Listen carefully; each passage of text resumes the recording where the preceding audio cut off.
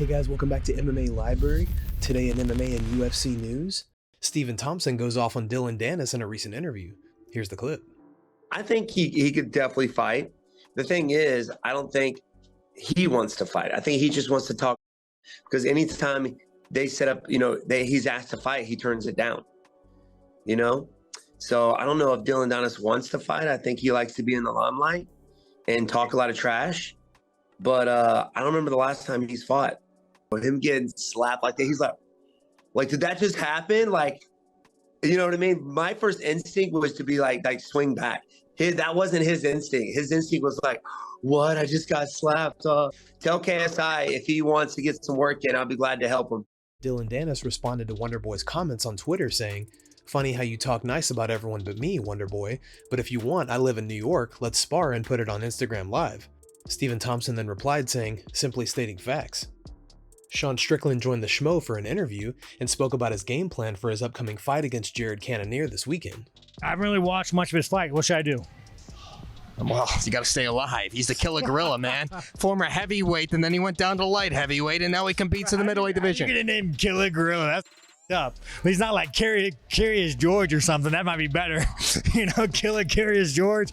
We got Killer Gorilla. That. Well, your buddy Israel Adesanya, he beat him, man. I didn't watch the fight. What did he do? He danced around for 5 rounds? Well, he definitely outpointed him, and he got the decision victory. Did he run around and dance around for 5 rounds? I don't know if the Schmo would consider it dancing, but he definitely beat him. Did he come forward? Was he putting pressure on him, or was he backing up the whole time? Well, nobody puts pressure like Sean Strickland, so we can't compare fighters here. Here's the thing, man. Here's the thing. If I want to be like Twinkle Toe Izzy and I want to go dance around the mat, I could probably skate out a decision.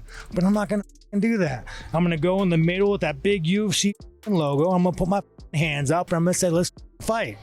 And then if you see me in a week and I got knocked out, then you're going to be like, hey, Sean, why did you do that? I'm like, for the people. Dana White talks about taking the UFC around the globe next year and assures us that we will see a fight card in Africa.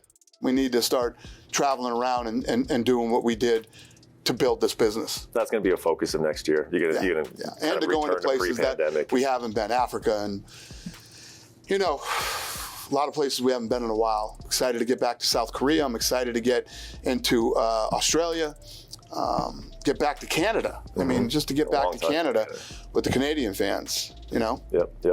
You've mentioned this Africa thing for a while, and it felt like you were never against going to Africa. No. You just kind of were like it never really seemed like it was all that important to you. And then recently that switched. Well, why did that switch? Well, it's like this thing. It's like, I'm nowhere near retiring, but let's be honest, I can see the light at the end of the tunnel. You can see the light? Of course, yeah. I mean, I was 30.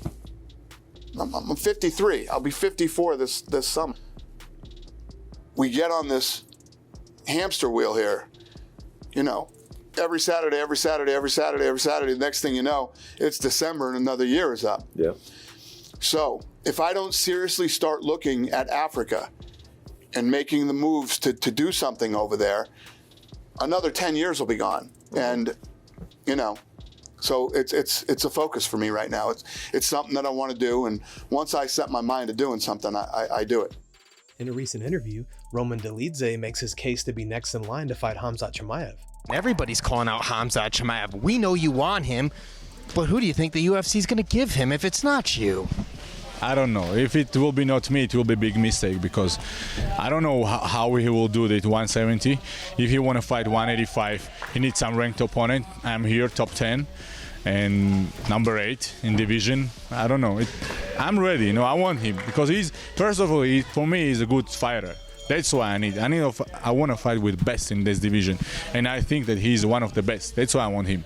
Big John and Josh from the Weighing In podcast discussed Dana White's decision to skip a rematch between Jan Blachowicz and Magomed Ankalaev. After you had the Ankalaev versus Blachowicz fight, I understand. They were talking about you got to redo it. I don't know that you have to redo it, and I think Dana kind of looked at it the same way. It's like, well, am I going to redo it, or am I going to go in a different direction? I think I'm going to go in a different direction, and that's what he did. Good for him. Yeah, Dana will give up. He's like, these guys are still in the back getting stitched up and putting ice on their shins. Dana's announcing the next title shot in their weight class they just fought for. Yep. Yeah, he don't give. Yeah, he don't give. He's like, I need a champion, man. Can't market these pay-per-views, all these pay-per-views without a champion. I need a champion. Dude, that when they went to that damn draw, I was like, you and I both were like, oh, it's kind of like the old lightweight tournament. The old lightweight tournament. And Dana was not happy about that one either. Nope. Everybody got rid of the weight class after that. They were like, yeah, this weight class. In a recent press conference, Dana White gave reporters an update on Francis Ngannou. Yeah, I think we're heading in the right direction with Francis, you know. Listen, there's no doubt about it that this is where Francis should be, and Francis should, you know, finish his legacy here at the UFC, and I think we're pretty close to getting it done. Stephen Thompson spoke about the possibility of fighting Jorge Masvidal or Leon Edwards in the near future. Here's the clip. Right now, I'm on a 6 month suspension, medical suspension because of my hand. But, you know, there's a few names thrown at me. Jorge Masvidal, obviously, Michelle Pajeda was also thrown at me again. I'm still going for the title. I know there's going to be some heavy wrestlers. So the guys ranked above me right now are some heavy wrestlers. But everybody wants to see me fight a stand-up fight, which I don't mind at all. So any one of those guys would be awesome. Jorge Masvidal, Michelle Pajeda. You know, people are in talks of me fighting Leon Edwards again. I know Kamaru Usman is having hand surgery. I know they want to fight somebody in March, and they're looking at Jorge Masvidal. But you know, he's a stand-up fighter, which kind of inspires me a little bit because, you know, our division is so heavy wrestlers, and Leon Edwards is a striker and he's champ. So I think any one of those guys would be awesome.